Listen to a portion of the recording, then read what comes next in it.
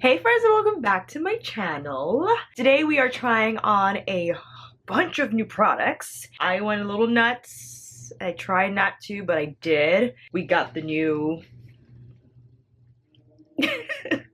I'm crying because to know how much money I spent on Pat's eyeshadows is damaging to my soul, but that's another conversation. I also have the new Sun & Park filter cream, and I grabbed the new butter bronzer in the deep shade and a couple of other things. Yeah, I'll introduce them as they roll into the routine, and without further ado, let's roll into new products and chatting.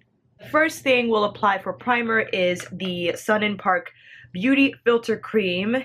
Not only does it provide coverage, but it also blurs out imperfections, and there is some sebum oil reducing properties in this formula. I've been using it for the last 2 days, and I like it. I think it adds a really beautiful glow to the skin, especially if you're going makeup free and you just want an easy look to have for the day. Like a nice iridescent finish to it, and I think the whole point is that it adds a touch of glow, so it will show through the foundation. It also adds nice moisture to the skin, so it's hydrated. There is some tackiness to it, but not like the J1 jelly pack that I did also try. It dries down satin and doesn't leave the skin too sticky. Now we are going in with the Ordinary Coverage Foundation. I picked up the high coverage formula. There's also a low coverage formula, which I was like, meh. This is in the shade 2.1Y, and it is medium with yellow undertones. I felt this was best suited for my skin tone. I've been using this for a couple of days, and I don't know how it's gonna look on camera. In natural light, it's fine, but it might appear a little intense on camera. I do like that it has the click mechanism to close the pump. We don't have to worry about caps and all that. Easy breezy. This is the shade and how it appears, and I'm gonna dot that around my furs. So how have things been going, friends? I haven't sat down and filmed in a little bit. It was tough to find time and edit and film. I felt like I was babysitting Maddie a lot and teaching and just planning workshops. It's been a little nuts. Not too bad. And I've been also trying to be more active on my Instagram stories and sharing more flexibility tutorials, body weight snippets.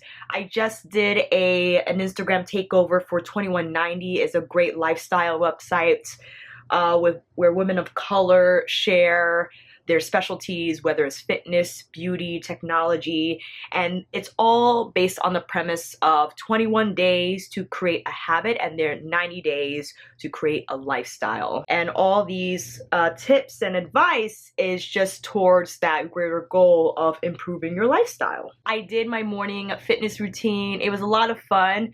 I got into teacher mode and was like getting a little too detailed about some stuff, but that's just me, you know what I mean? I will probably do an Instagram live next time to show like my full-on routine and to get more detailed, and also to answer any questions that roll in as I do it.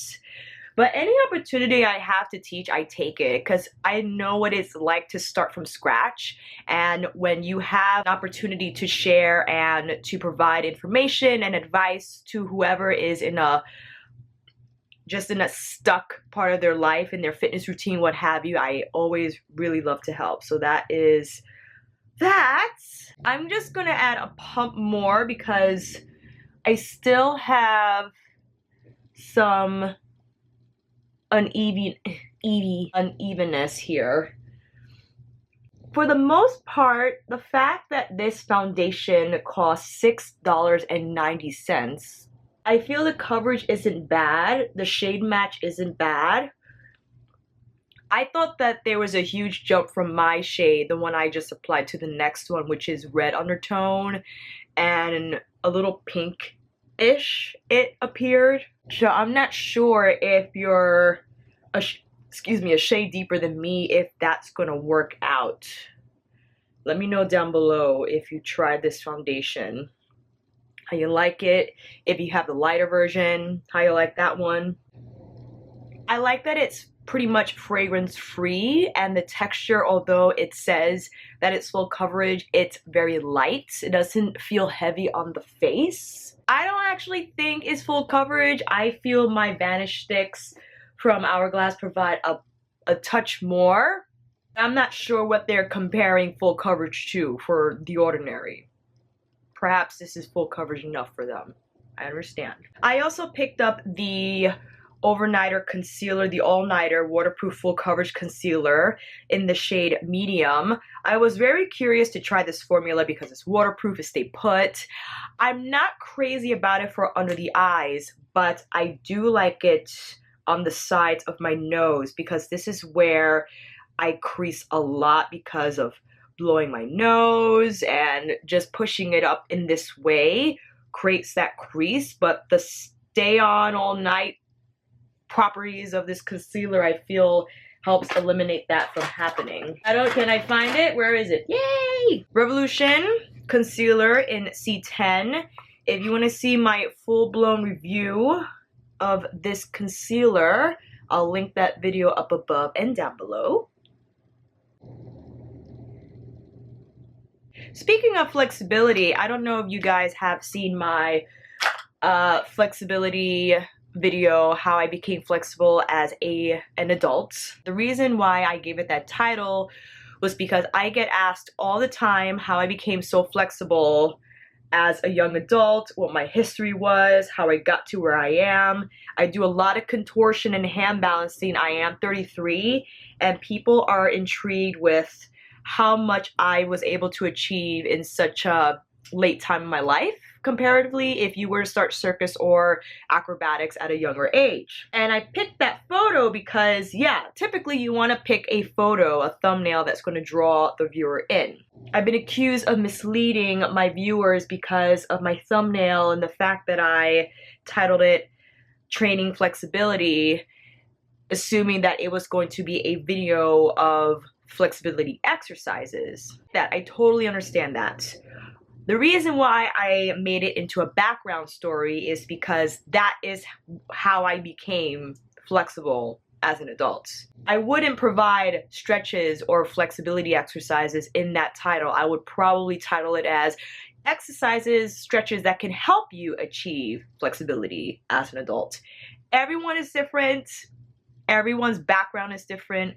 I don't know if you had an injury, if you pulled your hamstring, if you had a hip replacement, I don't know. The stretches that help me probably are not going to help you. Not going to make a generalized video on, you know, do these exercises and poof, you'll be able to do a split. Like, that's not going to happen. But I will probably provide or suggest exercises that have helped me. Maybe they can help you. And I have been looking into doing that video. I do have a front split video that I break down how I train for splits and the exercises that helped improve my splits, especially starting late in the game. I started training splits hardcore when I was like 17, 18. And it was tough, man, because your body has already done so much up until that time. And to manipulate the muscles and the tissue in a way that's very much against everything you've done, it takes time, but it's possible. Sorry that I disappointed you in providing a video that did not show the stretches or whatever. The next time I film a flexibility video, I'll be sure to include flexibility stretches. Set that with powder. Whoa, I look really bright. Okay. I'm going to set the rest of my makeup with my Giorgio Armani Luminous Silk Compact in the shade 7. Not only was I misleading, but I was also self-obsessed. I'm going to tell you right now, I am very obsessed with how I do my eyebrows. I'm very obsessed with how I do my wash and goes. What else am I obsessed over? I mean, God forbid I answer a question about how I became so flexible. You know what? You just can't satisfy everyone. What are you gonna do? While we're on the topic I know I would like to film a back bend video. I definitely want to suggest the stretches that have helped my back. The one thing that I say I have naturally is very flexible shoulders, which is a help to the overall back bending experience, but it's not the only thing that you might need. There's hip flexors, there's of course low back, there's middle back, a lot more involved. And that's why it's really tough, because these videos with titles like how to get a split in a day, I mean, I don't know how more misleading you can get than that. That's real clickbaity, okay? Don't worry about my stuff being clickbaity. How are you gonna have someone do a split in a day when you don't even know their physical background? I could suggest daily stretches you can perform to achieve splits in maybe in a year's time or two, but in a day, girl, you won't have a pelvis by the end of the day if you attempt that. You know, those are reserved for the 12-year-olds that are rubbery and have like no muscle. I don't have that body, so I won't be filming that video. You won't be expecting any 24-hour splits from me, okay? I'm also looking to do a bodyweight strength training video, which I specialize in. That's what I basically teach 5 days a week. I teach a class called bar burn, which is ballet conditioning with the lighter weights, and then I also teach a class called Deep Extreme. Deep Extreme is bodyweight training centered around traditional Chinese medicine, where it's based or designed to provide balance. You do your cardiovascular, you do your strength, but you also stretch and you rest so you feel balanced at the end of class. Is one of my most favorite classes to teach. I know people are so obsessed with doing cardio and they feel like they need to run around the block and they need to do hours on the elliptical. You just need to move around. You can do cartwheels, you can dance to your favorite song, to several favorite songs. The Deep Extreme, or I should say is called Deep Work Everywhere Else, is based on tribal swing release movements that will provide that cardiovascular output without compromising your body. It's not going to be high impact or super fast. You don't have to jump and you'll never leave the floor, but you'll still work up a sweat. It's kind of insane. I definitely want to do, like I said, more bodyweight training videos on YouTube. I've been stalling because I'm not crazy about my space, but I'm just going to have to get over it and film in my tiny living room. Because I know these YouTube videos are like high production and have mics, but you know what? You just want to know what I do, what I suggest, advise, and I'm just gonna tell you my little simple living room. That's it. That's all I'm gonna do. Let me know down below what you want to see, friends. If you want to improve on your upper body strength, on your lower body strength. Keep in mind though, I've been working for Equinox for 11 years, meaning I've been involved in the fitness industry for quite some time, and I started out as that person who took all the cycling classes and took all the boot camp classes, right? And you just were focused on the aesthetics of it all, getting that six-pack or that nice tight tummy, getting that perky booty and those legs and those triceps and those arms. I felt I wasn't getting there because it was so aesthetic focused and not more of a wellness type of aspect sensation. I didn't move to feel good, I just moved to look good, which now I flip it.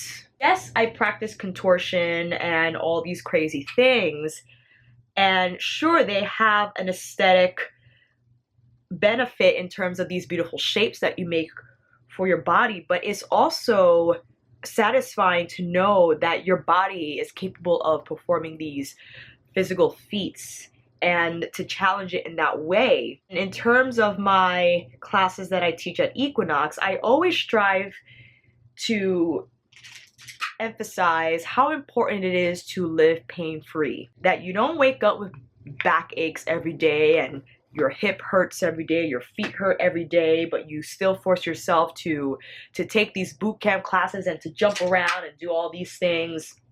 Like, it's not worth it. Move to live well and to feel good. All right, everything else will come. Another video, I'm getting out of hand, I'm sorry. I know we really want to see this right here. Look at this box. Queen Alethea. I had to do a self-obsessed thing on this video. Okay. Packaging, typical Pat McGrath eyeshadow. Oh my god. Look at her. It's just divine. Divine, immaculate, heavenly, ethereal, royal, regal. What else can we think of? If you want to see my other Pat McGrath eyeshadow palette videos, I will list those up above and down below. This is an all metallic, I'm not going to even say shimmer. Yeah, this is all metallics. There are no labels, there are no shade names, which people have a gripe about. They are listed on this card that is included in the package. Pat McGrath isn't dumb. I'm sure it crossed her mind to maybe print the names in the compact. But why? Why would you mar this flawless, beautiful presentation of eyeshadow with names? Yeah, she could have put this, she could have put, or lasered, I should say, the name of the palette because they each have different names on the back, but whatever, we'll live. It's not a huge deal. I don't really care, but people do care, but I don't care. I want to be hardcore about it and not even use a matte shade. I'm going to go straight in, baby.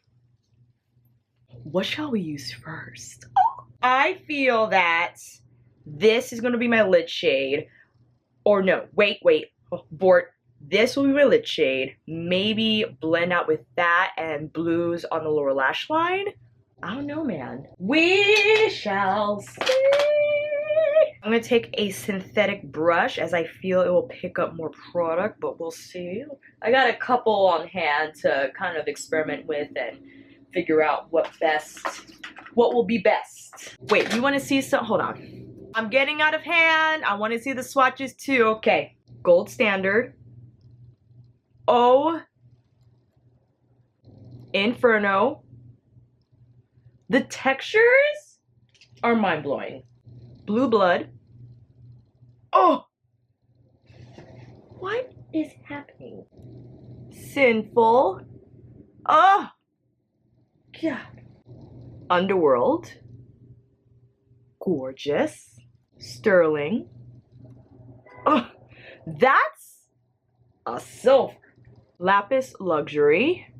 Oh, so smooth and creamy. Divine Mink. Oh, that is such a unique shade.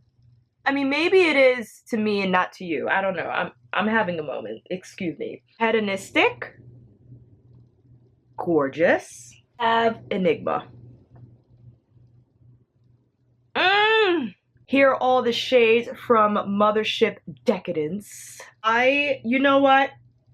I wasn't expecting any less from Pat. However, if you do not follow Tintalia.com, please do. Christine provides beautifully detailed reviews and swatches for everything. She gave so many A+ and A's to this eyeshadow palette for individual shades. I was shocked. Because, you know, she's a toughie. But this one, I mean, the texture is ultra smooth, just buttery, immaculate, saturated. Also check out Tara Baby's review on this palette because she does suggest that Colored Rain be a formidable alternative for these shadows. And I agree, because I have the Colored Rain singles and they are very creamy and buttery, much like these. The shades might be different for sure. You know, you're not going to get a shade like this or maybe like this or this, but she does. Colored Rain has a silver, she has a gold, and other beautiful shades too, I think you would consider if you cannot afford this palette but want the similar experience of the metallic shades. I think based on this, I'm going to keep the swatches on my arm as reference. I'm going to then, I think I'm going to do this. I'm going to do Divine Mink on my lid first. Oh, that's pretty. Really should put some powder because I'm expecting a touch of fallout because these shadows are so rich, and I'm really packing on the brush. And when you do pack on your brush and apply, even when you pat it down, you can still get some fallout, but I really don't care. This is without wetting the brush. That is without wetting the freaking brush. Ugh. Unbelievable. I'm gonna put that all over the lid. I love how this is looking already. For the crease, I think I'm gonna apply this shade, which is Blue Blood.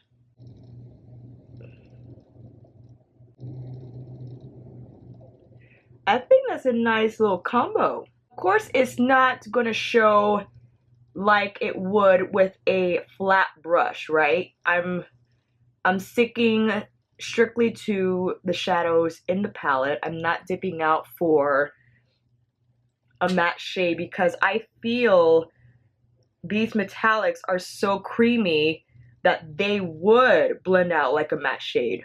I mean, look at that. Look at that fade. Sit, I'm glad.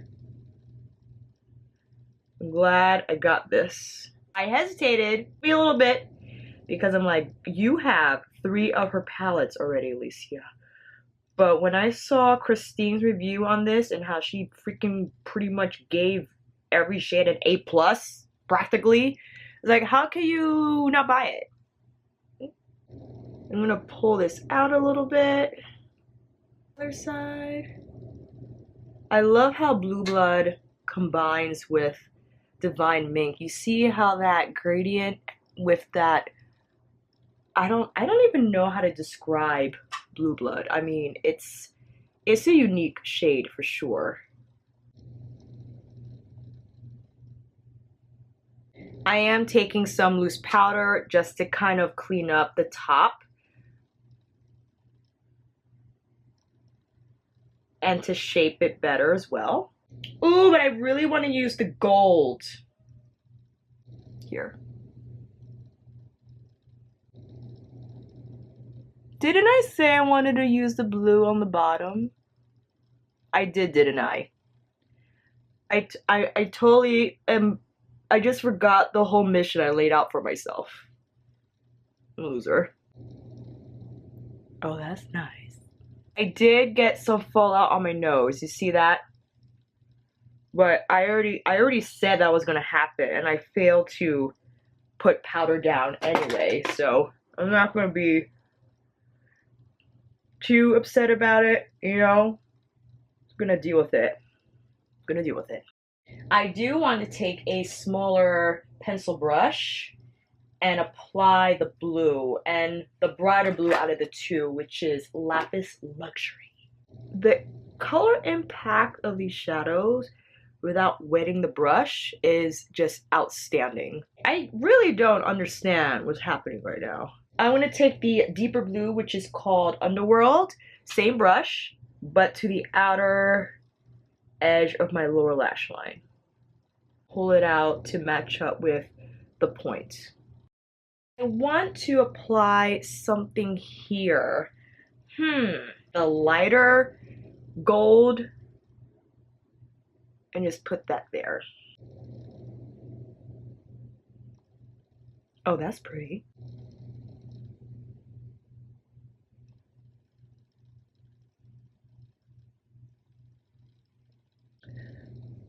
And I think I need a wing liner. I'll be right back. Okay, I took liberty in applying not only wing liner, but some mascara. I didn't put falsies on because I'm lazy. I'm sorry. Very smoky and intense. What I'm most impressed by is how well the metallics blended out as metallics, right? You would expect it to be a little gritty, not as smooth, but I'm not mad at it. Like, up next on the new product list, we have the Butter Bronzer in the shade Deep Bronze. They released deeper shades because they only had that one bronze shade that was only good for like light to medium skin tones. And then they released a lighter bronzer shade. And then they released 2 deeper bronzing shades, but they're still not deep enough. I would like to see Physicians Formula come out with even deeper bronzing shades so our deeper brothers and sisters can partake in the butter bronzer experience. Thank you very much. It's a creamy formula and it smells like tropical island things and such. I haven't found the right brush to apply this with because it's not all powder. It has a little cream consistency to it that I feel a fluffy, I'm not sure if a fluffy brush is good. I like to use a more compact brush with this formula. I don't know why, but yeah, I feel like it works out better that way. I like the shade. The shade definitely shows up on my skin tone. I like how it's showing up here on camera. It does give a nice contoured look to the face without appearing too warm, because the shade up from this one looked very orange in the pan and I wasn't sure how that would translate on my skin tone, so I opted for the deeper shade which looked more brown in comparison. Great. We'll keep it in the butter bronzer family. I revisited the butter highlighters because at first I wasn't crazy about them when I did try them on the first time. What brush? Oh, that's what I did. I applied it with a small stippling brush. This is in the shade Rose Gold, and I found that applying it with this yielded much better results. I like how it buffs in the shade and it just helps melt it better into the skin. I'm also combining it with the champagne shade, same brush. See, I think the stippling brush works best with this type of formula for my skin tone and skin texture, I should say. I feel it deposits a lot more, but it still blends it well into the skin and it doesn't look too textured. We'll use my finger for the nose. And I also picked up the new blush shades. I know I went crazy. I have both Rosy Pink and Vintage Rouge, excuse me. This one is, this one's a cooler pink. This one's a warmer coral pink. This one actually looks really nice. I tried it on yesterday and I liked how it looked on my skin. For the sake of the look, I feel this Vintage Rouge will provide a better flush against the very decadent eye that we have. And I like the nice touch of pink it provides. Definitely a lot deeper in shade than the blushes they came out with initially. I mean, the pink was so light, it just showed up as textured powder on my skin and didn't provide any color at all. Press the excess in. And also I picked up the new Urban Decay and Kristen Leanne. I wasn't excited about the collab per se, but when I saw this color in Sephora, it's a pinky, like taupey beige shade, which I'm all for when it comes to nude colors. If it's orangey or ever the slightest tinge of warm, it looks very brassy on me. But this shade here, and then I like to outline it with a little bit of cork. And that's the finished look. Thank you, friends, for joining me on this chit-chatty, get ready with me, try on new products video. I wanted to get on here and definitely show you Decadence. I mean, it goes without saying how much I love Pat McGrath eyeshadows. I still want to do a top 2017 eyeshadow palette video. I know we're deep into February, but I feel like I still want to tell you my favorites from last year. Pat McGrath will definitely be on that list. The only reason she didn't end up in my 2017 best video was because I wanted to narrow it down to just one palette, and because of the price point of Pat McGrath shadow palettes, I mean, this baby was like $125, and if you want that experience that creamy, shiny metallic finish from another brand that's not at that price point, then that's the only reason why I didn't put it in my top slot, because of the top price. I like the butter bronzer. I feel because of its texture, you have to be really strategic in terms of what brush you use, what your skin type is, to figure it out so it doesn't blend patchy, because that has happened to me a couple of days ago. I love my LC bronzer and I love my Makeup Forever bronzer. I was dying to try it because it is a very popular product amongst the drugstore picks from a lot of the beauty bloggers and just makeup enthusiasts around, and that's why I wanted to try that shade. I'm glad I gave the butter highlighter another shot, because I was experimenting with it to give it another chance, since I felt like I didn't find the right combo with brush to their texture, and I think the stippling brush provides the best finish for me and my skin texture. You definitely will let me know down below if you have the butter highlighter and any other brush suggestions that you think will work out well. And what else? Here's a close-up of the eyes. What do we think? I will for sure use this again tomorrow with another shade combination. I want to use that red and that sterling silver. Maybe I'll use the blue on my lids. But the Divine Mink, I feel, is just an immaculately unique shade. I mean, it's gray and taupey, but it still has so much body and dimension to it.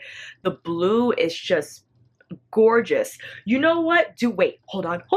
Person would I be if I didn't compare the blue from her, which is it? The Subliminal palette. Subliminal? Okay. So this is the blue from Decadence. Where should I put this blue? Oh yeah. That's like a more turquoisey, but this is like a true royal navy blue. And the blue from Decadence, Underworld, I feel like it has more black in it. So that's what, well, they're actually very similar. They don't look similar in the pan, but I feel that the one from Subliminal is definitely looks more navy.